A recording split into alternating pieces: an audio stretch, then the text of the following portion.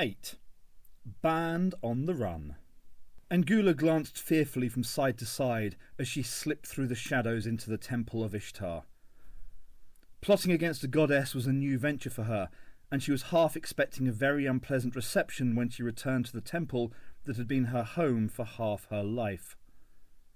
Ishtar had eyes and ears throughout Kish, and despite her precautions, Angula was by no means certain she had kept her scheming from the attention of the goddess. However, everything seemed to be normal.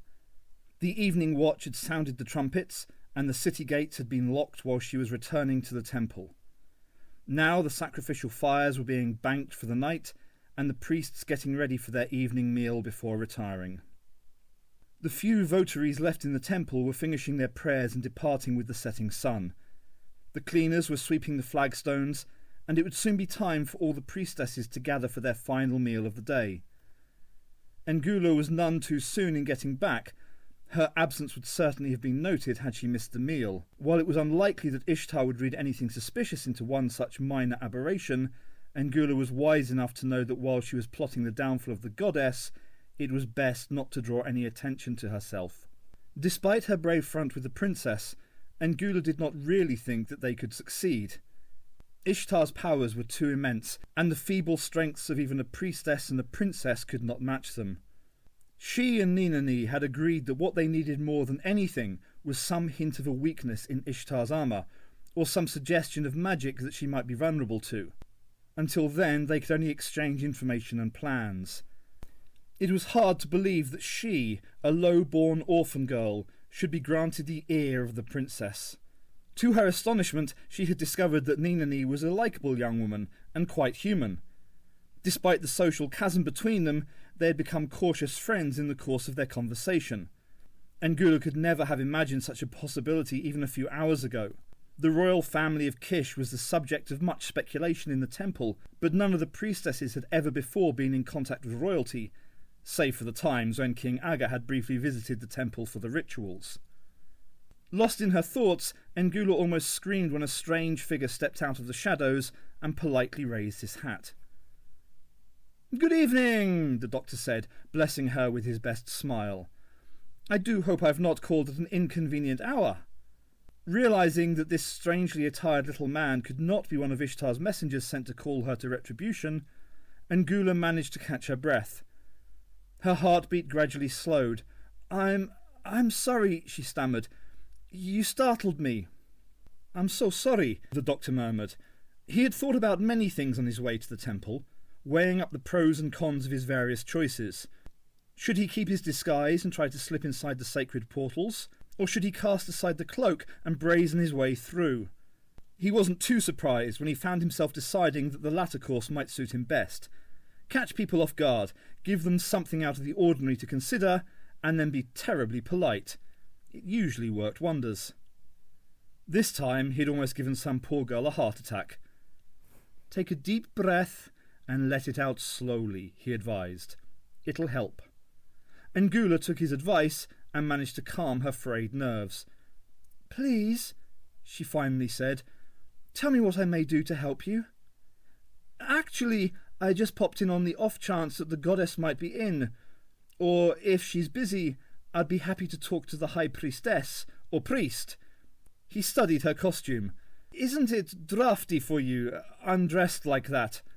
Angula blinked, trying to follow his speech. She glanced down at her bare breasts and looked puzzled. "All of the priestesses of Ishtar dress like this, stranger. Did you not know that?" "Having a little trouble with the memory," the doctor confided. "It's not as sharp as it used to be." "Oh!" Angula was totally lost by this remark. However, his request had been plain enough. "You wish to see the goddess?" "If I've come at an inconvenient time," he smiled, "I could call back. Or should I make an appointment?" His gaze wandered from the girl and took in the interior of the building. There was something at the back of his mind trying to catch his attention, but he couldn't quite tempt it into the open where he could see it. "I do not really know." The girl studied him. He seemed quite a nice man, despite his outlandish clothing and his strange manner. "It is not always safe to speak with her," she finally ventured. The doctor raised an eyebrow. You mean that I might be able to talk with her? If you are sure that this is what you really want. I'm not sure of anything, he admitted. Usually when I call on deities they aren't at home, and I'm fobbed off with a high priest or some other butcher. Struggling to keep up with his strange words, N'Gula shook her head. You may be able to speak with Ishtar, stranger. The goddess is in, eh? Splendid! Despite his apparent enthusiasm, the doctor was disturbed. In almost every case, in his experience, the priesthood of any religion insisted on passing on messages for the gods. This girl seemed to be completely convinced that in this temple there was no need for an intermediary. He didn't know whether this was a good or bad sign. At that moment, Dumuzi moved from the shadows to join them. His grey, haunted eyes rested on N'Gula, who cowered slightly. If the doctor saw her reaction, he didn't say anything. Is there a problem? Dumuzi asked. The priestesses are not usually required to perform their functions this late in the day. Extrapolating from the girl's lack of clothing, the doctor could easily imagine the kind of service she was expected to perform. He shook his head. I just dropped in for a chat with the goddess, actually. Indeed. As he stared at Dumuzi, the doctor saw the man start slightly, and then the expression on the priest's face shifted. The tired look vanished, to be replaced by one that was eager and almost predatory. And why do you wish to see Ishtar? Because there is something very wrong in this city. Can you be more specific? Purred Dumuzi. Tapping his nose with the ferrule of his umbrella, the doctor confessed, It's mostly a whiff I get. Evil, pure evil. When you've been after it as long as I have, it starts to feel like a bad stench in the air, and this city is filled with it. I see, the priest murmured. And what exactly do you propose to do? Isolate it and destroy it, the doctor said frankly. I'm a sort of cosmic environmentalist. I like things to be tidied up and smelling pretty. He smiled at the young priestess. Like this young lady. Dumuzi turned cold eyes on the girl. You may go now, he informed her. I will conduct this stranger to the goddess myself. As you command, Lord, she agreed, bowing low. Facing the doctor, she couldn't stop herself from adding, I hope that you find what you seek, stranger. So do I, he smiled, flashing her another smile. There was something about the girl that he couldn't place. Ah well, it wasn't important, probably. N'Gula watched as Dumuzi led the stranger away through the temple. An odd man, yet somehow she had sensed great strength in him. He didn't look strong, quite the contrary, yet there was strength there. It was as if the ridiculous little man was merely a cloak, covering what might lie in his depths. She began to feel a stirring within herself. Though she tried to chase the thought away, it came to her that this odd person might actually be the magical link she and the princess were after.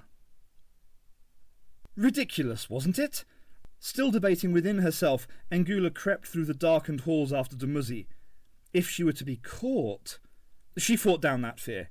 She couldn't afford discovery, but neither could she overlook this strange feeling of hope that the stranger had somehow kindled in her.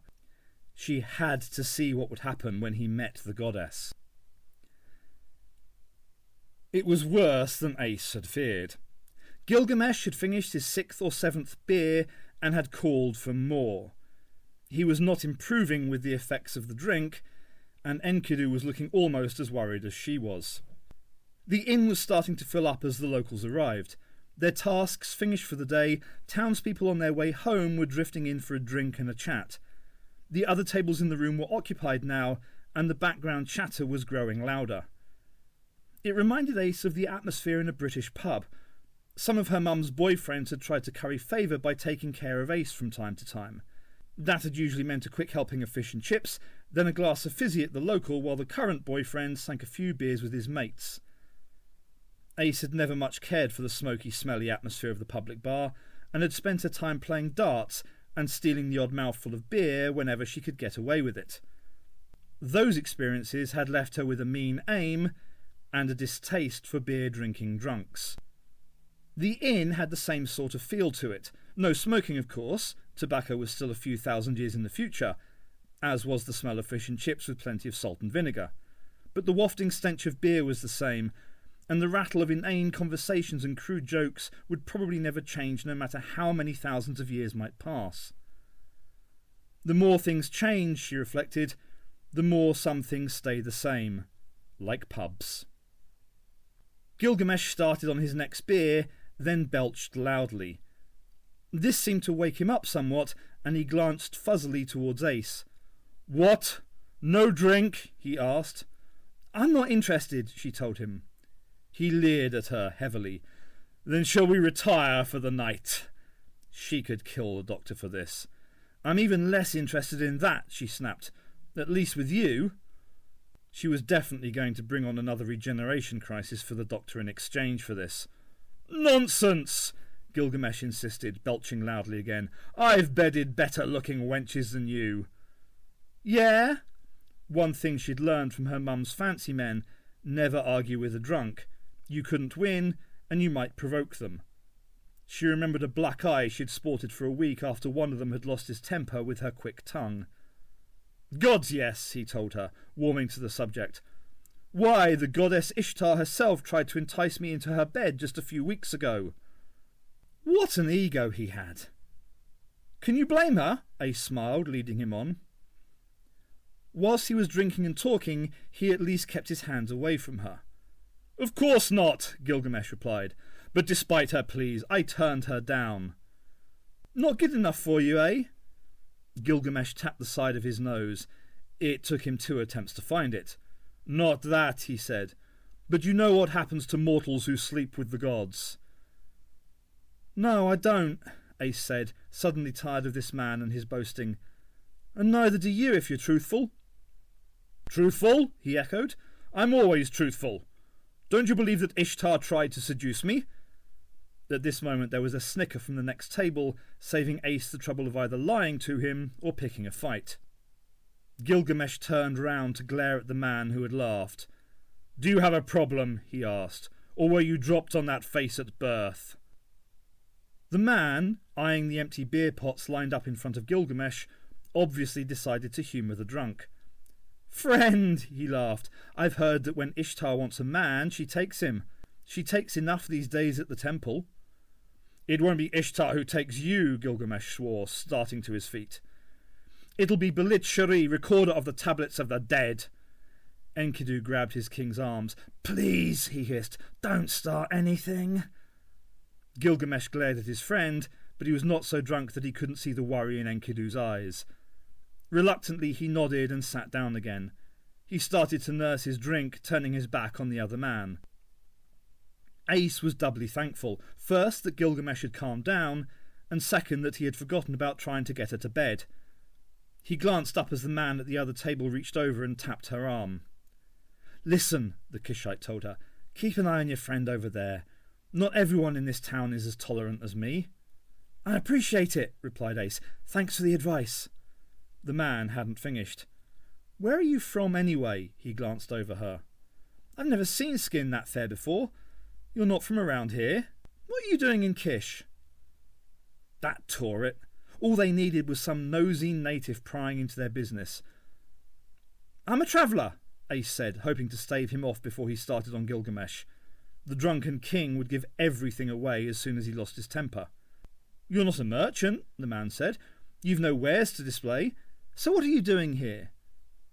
Casting about for ideas, Ace could think of only one answer that might convince him. "We're entertainers." "Oh!" It was the wrong answer, because the man's companions now turned to look at the trio. "What does he do?" He gestured towards Gilgamesh. "I bet he's a fire eater," one of the other men said and laughed. Gilgamesh caught this. "I do magic," he growled. "I cut men in half." "And then put them back together in one piece?" howled another of the drinkers. "Only if I like them." Before the situation could get completely out of hand, Ace broke in. "I'm a singer."